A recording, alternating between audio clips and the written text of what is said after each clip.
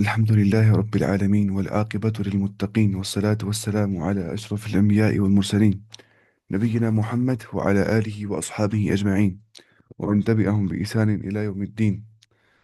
أما بعد کہ وإذ قال الله يا عيسى ابن مريم، جب کہا اللہ تعالیٰ نے اے عیسیٰ بن مریم، أأنت قلت للناس اتخذوني، کیا تو نے کہا لوگوں سے کہ تم مجھے بناؤ اور میری ماں کو و امیہ اور میری ماں کو الہین من دون اللہ، دو خدا اللہ کے بغیر، میں اور میری ماں. قال سبحانك ما يكون لي، وہ جواب میں کہیں گے سبحانک، اے اللہ تو پاک ہے، ما یکون لی، مجھے یہ شاید نشان نہیں ہے، ان اقول ما لیس لی بحق، کہ میں وہ کہوں اس کا مجھے کوئی حق نہیں ہے کہنے کا. ان ان کنت قلتہ، اگر میں نے ویسا کہا ہوگا، فقد علمتہ، بتحقیق تو نے جان لیا ہوگا وہ. تعلم ما فی نفسی، تم جانتے ہو میرے نفس میں کیا ہے، ولا اعلم ما فی نفسک، اور میں نہیں جانتا ہوں کہ آپ کے نفس میں کیا ہے. انک انت العلام الغیوب، بے شک اے اللہ تمام غیبوں کا جاننے والا تو ہی ہے. تو علام الغیوب، تمام غیبوں کا جاننے والا تو ہی ہے. تو کل پڑھا تھا ہم نے والی آیت. اس کے بعد اللہ تعالیٰ فرماتا ہے کہ ما قلت لهم الا ما امرتنی بھی. عیسیٰ علیہ السلام بولیں گے اللہ تعالیٰ کے سامنے قیامت کے دن، ما قلت لهم، میں نہیں کہا ان سے، الا ما امرتنی بھی، صرف وہ جس کا مجھے آپ نے کمانڈ کیا، جو مجھے آپ نے حکم دیا، میں نے ان سے صرف وہی کہا تھا. وہ کیا تھا؟ وہی تھا کہ ان عبد اللہ، کہ تم کرو عبادت اللہ تعالیٰ کی، ربی و ربکم، جو رب میرا بھی ہے اور تمہارا بھی ہے، وکنت علیہم شہیدا ما دمت فیہم، اور اے اللہ میں ان پہ گواہ تھا، ما دمت فیہم، ایز لانگ میں ان میں تھا، جب تک میں ان میں تھا میں ان میں گواہ تھا. لیکن فلما توفیتنی، جب تو نے مجھے اٹھا لیا، توفیتنی مطلب کیا؟ تو نے مجھے اٹھا لیا، تو نے مجھے قبض کیا. یہاں آسمان پر اٹھایا جانا مراد ہے نا. اصل مطلب کیا ہوتا ہے توفا؟ توفا کا جو اصل مطلب ہوتا ہے وہ ہوتا ہے کہ کسی چیز کو اوپر سے اٹھا لینا اور اس پر پورے طور پہ قبضہ کر لینا. جیسے نیند کی حالت میں ہوش و حواس کو، اور موت کی حالت میں روح کو پورے طریقے سے اٹھا لیا جاتا ہے نا. جب انسان نیند کی حالت میں ہوتا ہے نا، اس کو ہوش و حواس قبض کیا جاتا ہے. اور جب انسان جو ہے وہ ہوتا ہے موت کی حالت میں، اس کی روح قبض کر دی جاتی ہے، اس کو بولے توفا. ٹھیک ہے، یعنی یہ پورا کرنا یا مطلب اوپر سے قبض کر لینا. کنت انت الرقیب علیہم، پھر تم ہی اے اللہ تم ان پہ رقیب تھے، تم ان پہ واچر تھے، تم ان پہ نگہبان اور خبردار اور محافظ تھے، میں نہیں تھا. وانت علی کل شیء شہید، اور اے اللہ آپ ہر چیز پہ گواہ ہو. یعنی کہ اے اللہ آپ جانتے ہو کہ جب تک میں ان میں سے تھا، میں نے کبھی نہیں حکم دیا تھا کہ تم میری بات کرو، تم میری ماں کو بنا دو خدا.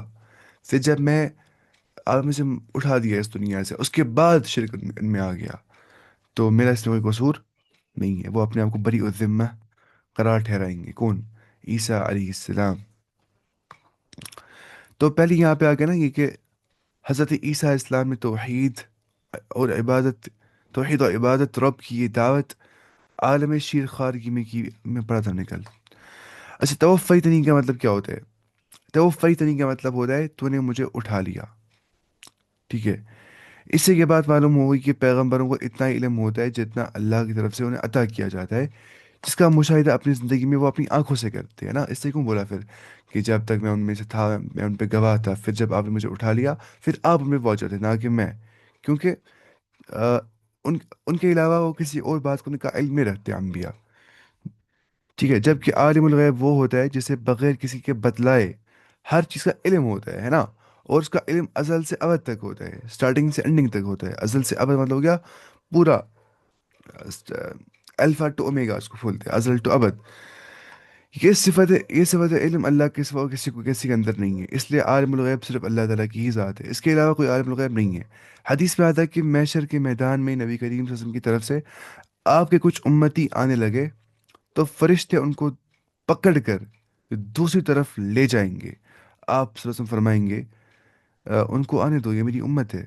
تو فرشتے بتائیں گے انک لا تدری ما احدثوا بعدک، یا رسول اللہ صلی اللہ علیہ وسلم آپ نہیں جانتے ان نے آپ کے بعد کیا کر دیا، ان نے آپ کے بعد دین میں کیسی کیسی بدعات ایجاد کر دی.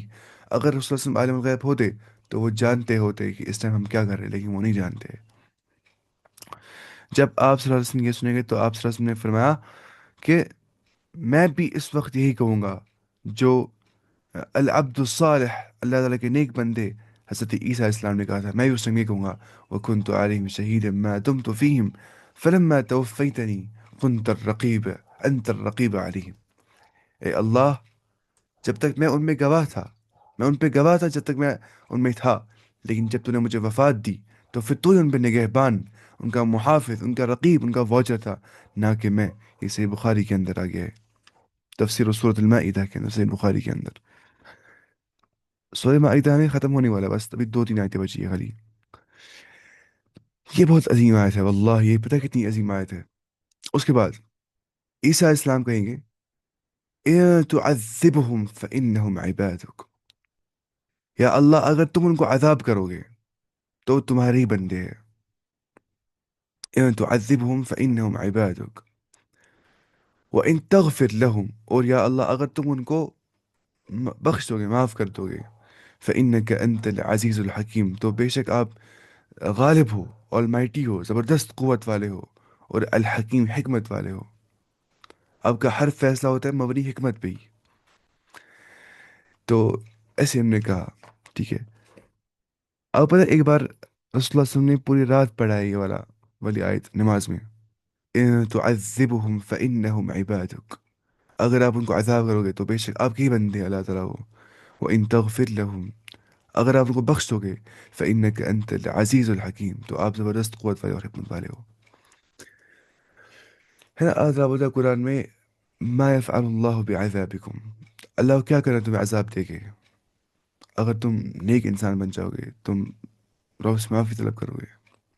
رب تو نہیں چاہتا نا عذاب کرنا ہے ہمیں، عذاب بھی عدل پہ مبنی ہوتا ہے۔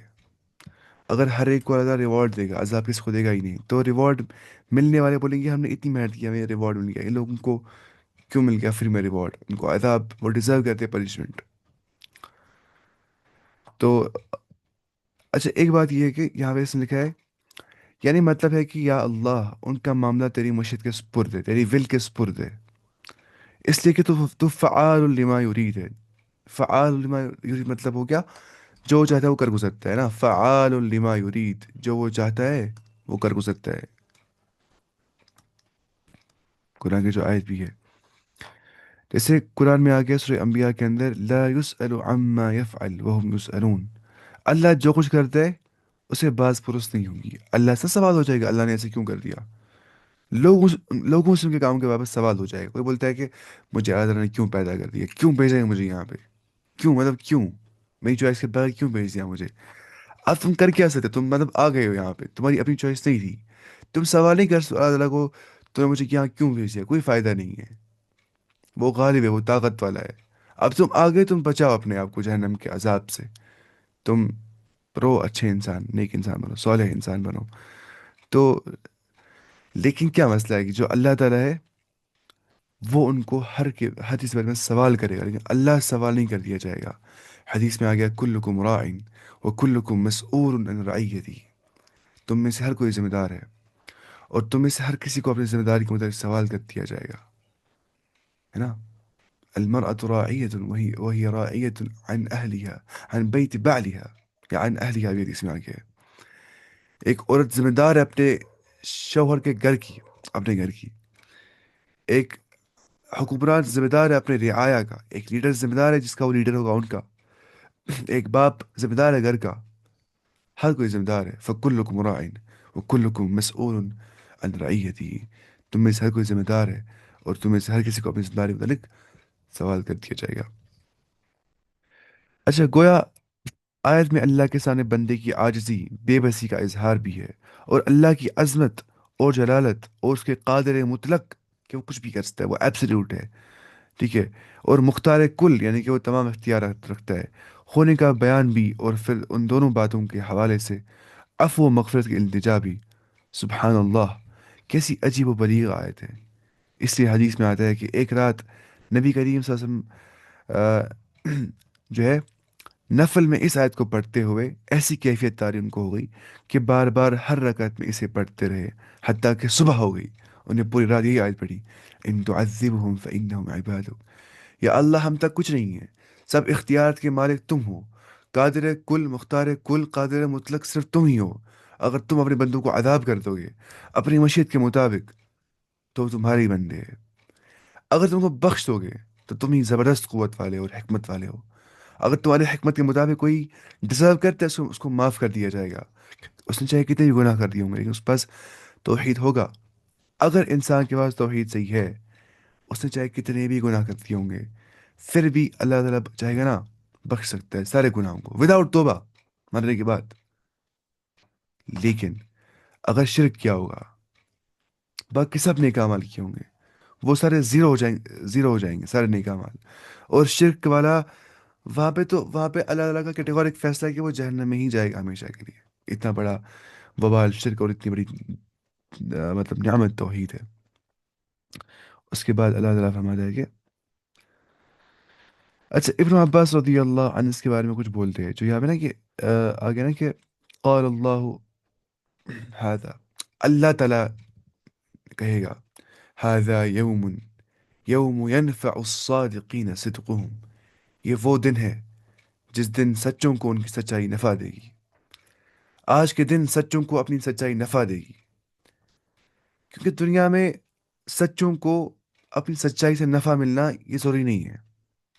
دنیا ویسی نہیں ہے، دنیا دار العدل نہیں ہے، یہاں پہ عدل نہیں ہو سکتا ہے۔ یہ دار البلا ہے، یہاں پہ آزمائشیں ہو جاتی ہے، ٹیسٹ ہو جاتی ہے۔ ہر موڑ پہ مصیبت، انسرٹنٹی، پریشانی، غم، دکھ، تکلیف، رنج، ایسا آنا بالکل کیا ہے، سرٹن ہے۔ لیکن آخرت کیا ہے؟ یوم ینفع الصادقین صدقهم، جس دن سچوں کو ان کے سچے سے فائدہ پہنچے گا۔ لہم جنات تجری من تحتها الانہار، ان کے لیے وہ گارڈنس ہے، وہ جنات ہے جن کے نیچے بہتی ہوں کی نہریں، خالدین فیہا، وہ رہیں گے ہمیشہ کے لیے اس کے اندر، ابداً، ہمیشہ ہمیشہ کے لیے۔ رضی اللہ عنہم، راضی ہو گیا اللہ تعالیٰ ان سے، ورضوا عنہ، اور وہ بھی ہو گئے راضی اللہ تعالیٰ سے۔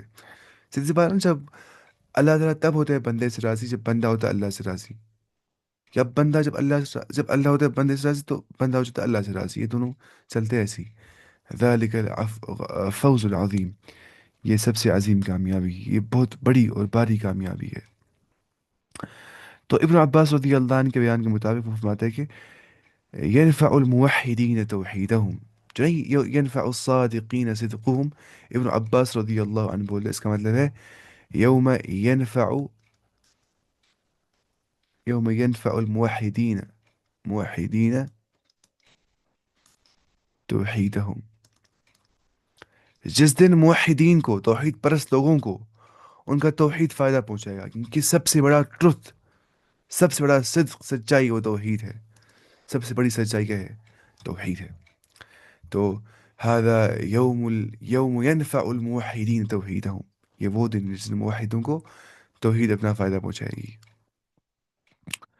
اس کے بعد وہ ایسا ہوا کہ صرف توحید ہی موحدین کو نفع پہنچائے گی، یعنی مشرکین کو کی معافی اور مغفرت کی کوئی صورت باقی نہیں رہ سکتی ہے۔ جو شرک کرنے والا ہوگا، شرک کو اللہ تعالیٰ کبھی بھی نہیں بخشے گا، کبھی بھی نہیں، کبھی بھی نہیں، کوئی مجال نہیں ہے اللہ تعالیٰ بخشے گا، کوئی صورت نہیں ہے، کوئی سکوپ نہیں ہے اس کو بخشے گا اللہ تعالیٰ، کبھی نہیں۔ للہ ملک السماوات وما فی الارض، اللہ کی ہے بادشاہت زمین و آسمان کی۔ ملک بولتے ہیں ڈومینین کو، یعنی کہ بادشاہت کو، یعنی کہ اللہ تک ہی ہے کہ زمین و آسمان کی ساری بادشاہت۔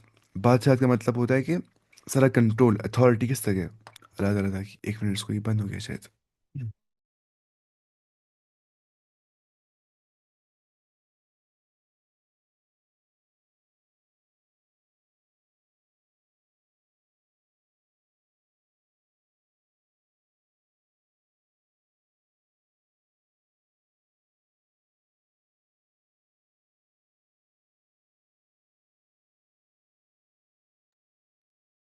اچھا، للہ ملک السماوات والارض، اللہ تعالیٰ کی بلونگ کرتی ہے اللہ تعالیٰ کو ہی زمین و آسمان کی بادشاہت۔ ملک بولتے ہیں ڈومینین کو۔ ڈومینین کا مطلب ہوتا ہے طاقت، سلطنت، قوت، اتھارٹی، ٹھیک ہے؟ تو وہی وما فیہن، اور جو کچھ ان کے درمیان میں ہے، وہ علی کل شیء قدیر، اور اللہ تعالیٰ جو ہے وہ ہر چیز پہ قادر ہے۔ اسی کے ساتھ ہم نے آج پڑھ لیا الحمدللہ مائدہ ختم ہو گیا. بڑا سورت ہے اچھا خاصا. اب ہے سورت الانعام. دیکھیے انعام کا مطلب ہے کیٹل ہے نا. چوپائے جن کو بولتے ہیں جو مطلب چار ٹانگوں پہ چلتے ہیں, چاہے پیڑ ہے, بکری ہے, اونٹ ہے, گائے ہے, وغیرہ وغیرہ.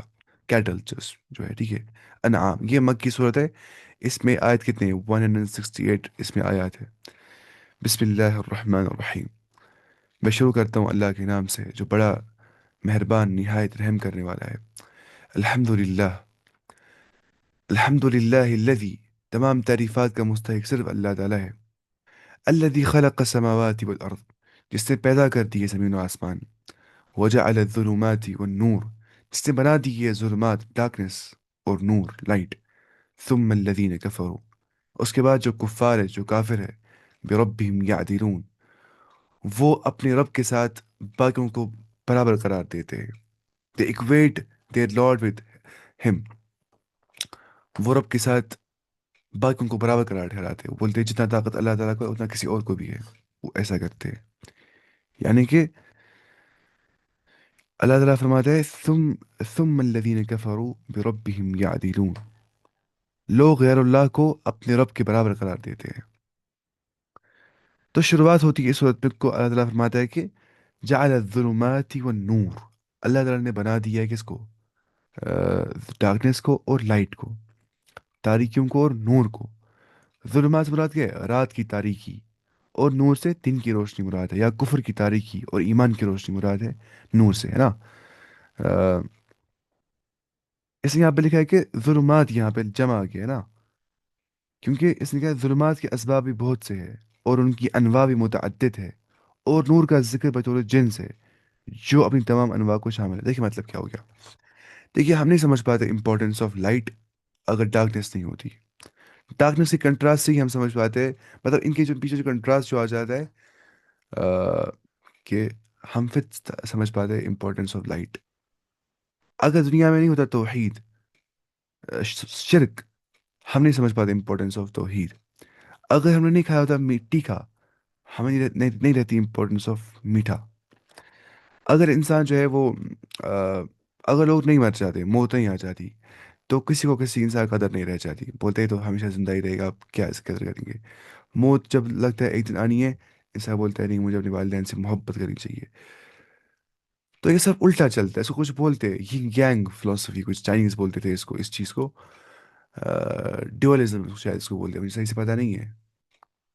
مطلب آپ سمجھیں نا کہ اگر ایون مت نہ ہوتا یہ ایون, تو ہم گڈنس نہیں سمجھ پاتے. ایسے بولتے ہیں کہ goodness stands out because of evil. if there was no evil we couldn't understand what is good. تو ایسا چیزیں ہوتی ہے. اگر جو ہے ہمیں اگنورینس نہیں ہوتی, فار ایگزامپل ہم نہیں سمجھ پاتے امپورٹینس آف کیا, نالج. اگر ہمارے پاس لو انٹلیکچوئل ایبلٹی نہیں ہوتی, ہم نہیں سمجھ پاتے امپورٹینس آف انٹیلیجنس. اگر ہم اپنے بارے میں انسیکیور فیل نہیں کرتے, ہم نہیں سمجھ پاتے امپورٹینس آف سیکیورٹی. تو یہی چیزیں یہاں پہ آ گیا. اب یہاں پہ ظلمات اور نور آ گیا. ظلمات ڈارکنیسز یعنی کہ بہت سارے, اور نور ایک ہی بار آ گیا ہے.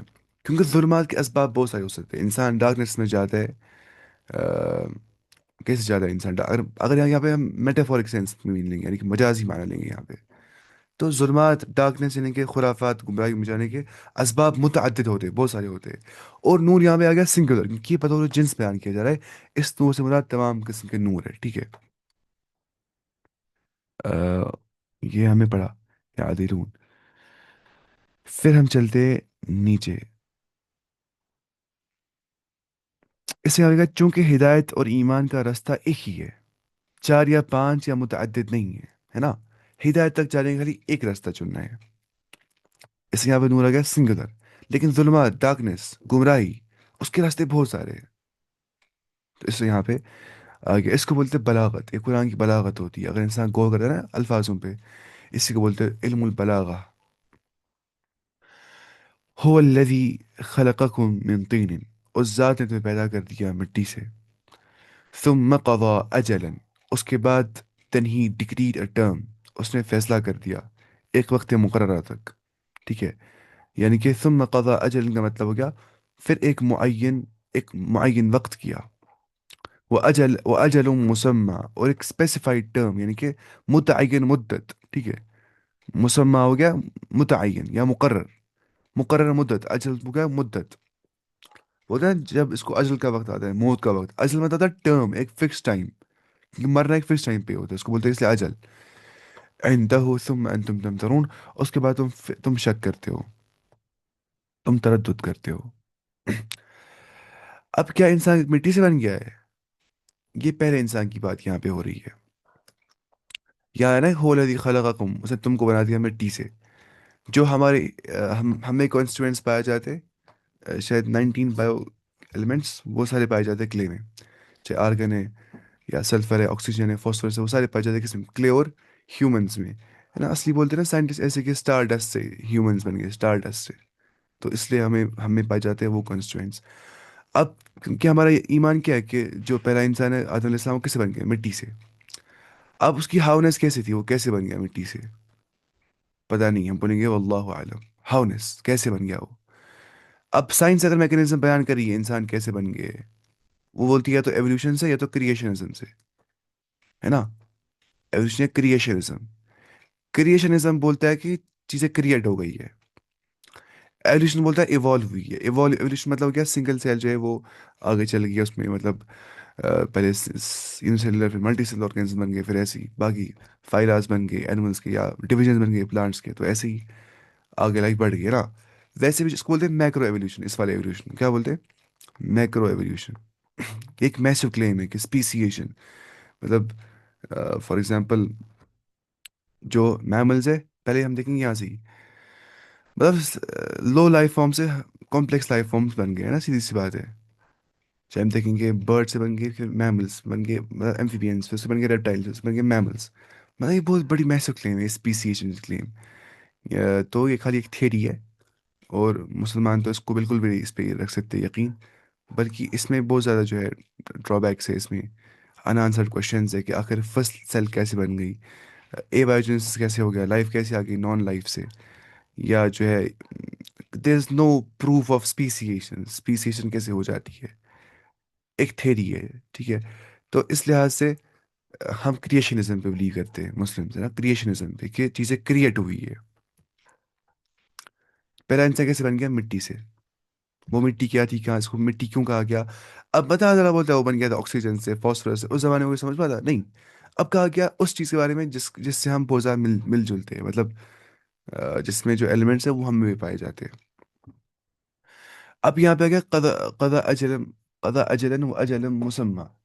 اسپیسیفائڈ ٹرم یہاں پہ آ گیا. اس نے یہاں پہ لکھا ہے اس ترجمے میں کہ وہ ایسا ہے جس نے تم کو مٹی سے بنا دیا، پھر ایک وقت معین کیا، اور دوسرے معین وقت خاص اللہ ہی کے نزدیک ہے، پھر بھی تم شک کرتے ہو.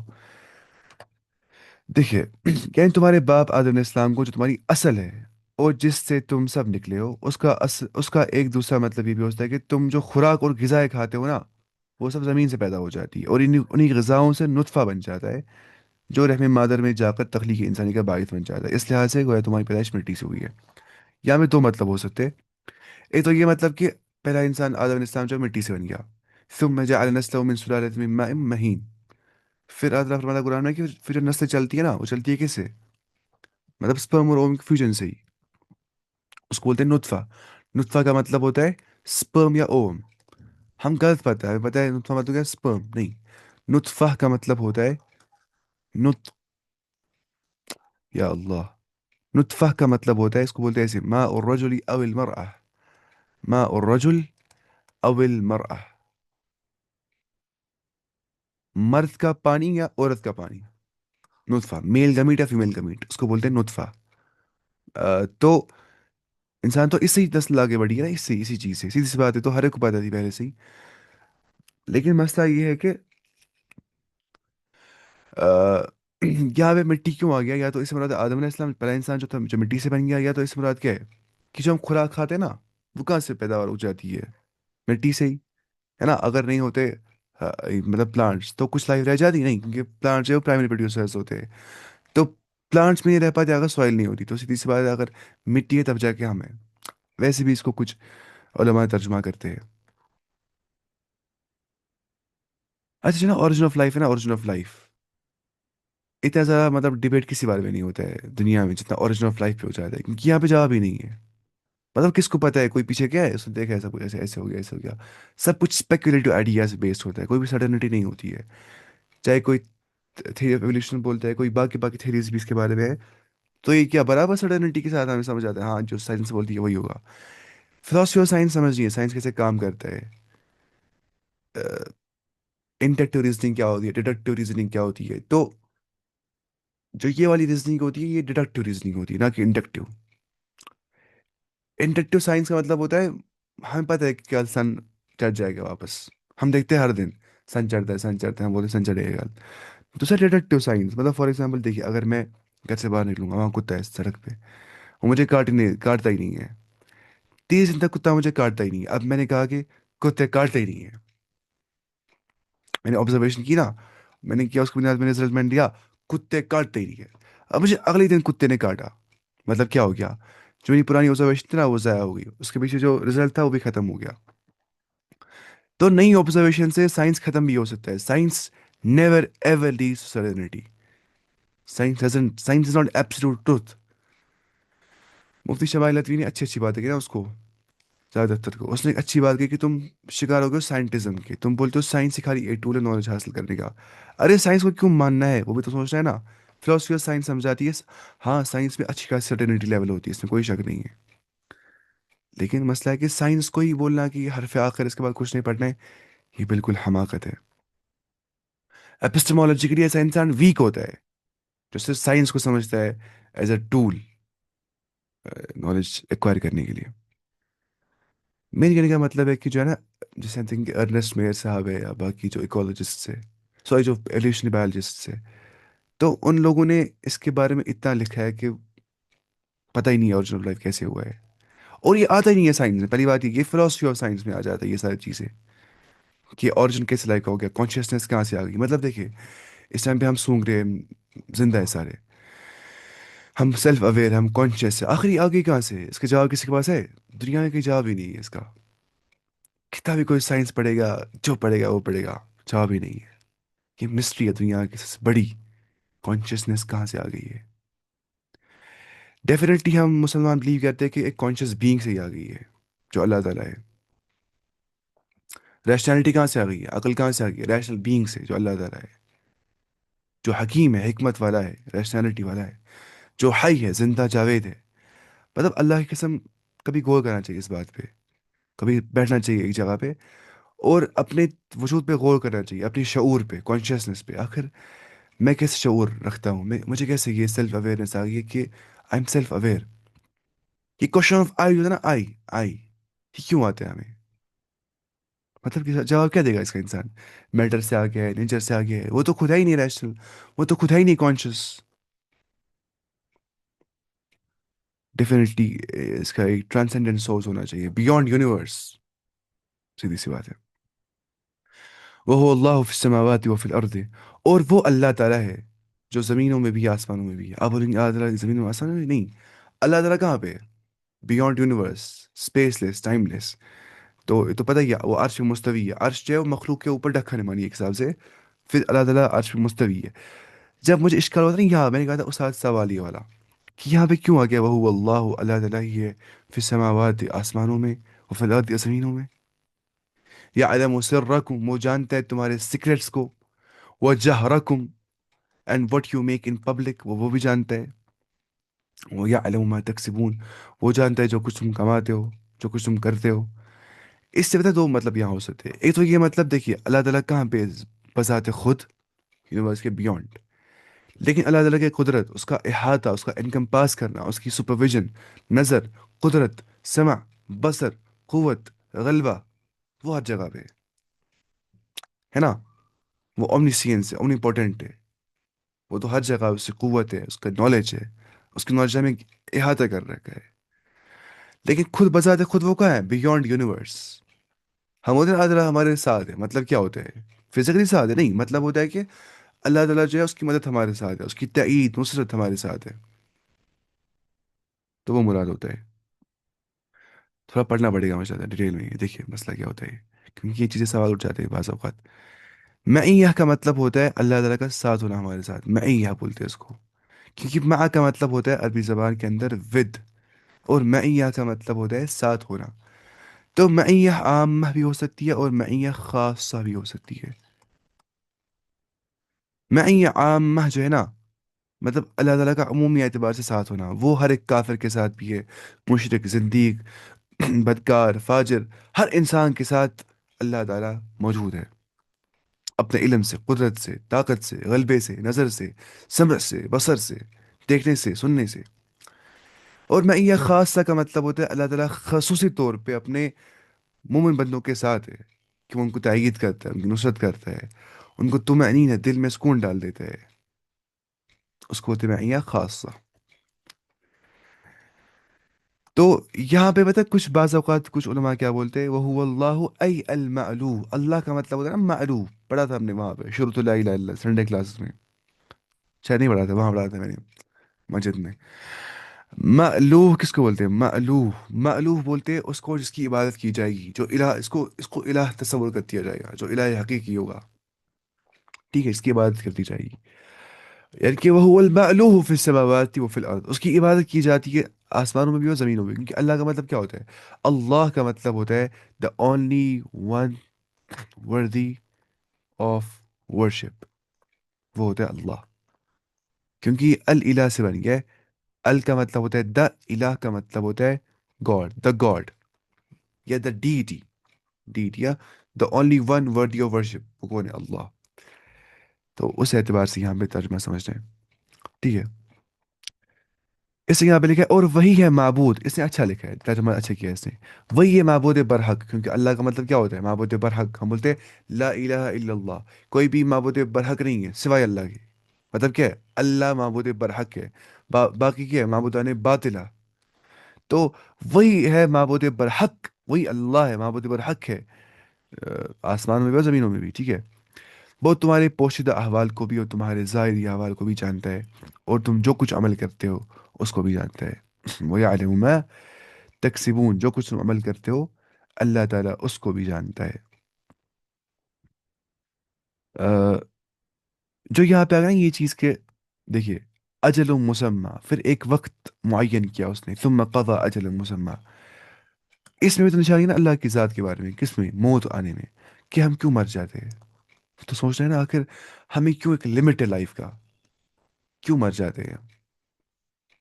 آخر کیوں مر جاتے ہیں؟ سوچ رہے ہیں کیوں مر جاتے ہیں ہم. تو یہ بھی ہم انڈیکیشن ہے اس کی، اور کہ ہم ٹیسٹ میں اس ٹائم پہ definitely transient nature of life یا ٹیمپرری نیچر آف لائف، عارضی جو نیچر لائف کا، یہ انڈیکیٹ کرتا ہے اس چیز کی اور کہ ہم ٹیسٹ میں اس ٹائم پہ جی رہے ہیں. ڈیفینیٹلی ہم ٹیسٹ میں ہیں. نہ خود تک کانشیسنس ملنا تھا، نہ خود تک موت آنا ہے، نہ خود تک زندہ رہنا ہے، کچھ نہیں ہے خود تک. مطلب اس چیز میں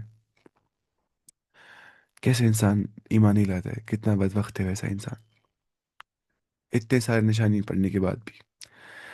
اچھا، وہ اجل مسمن عندہ. جو یہاں پہ آ گیا، اور دوسرا معین وقت خاص اللہ ہی کے لیے کے نزدیک ہے.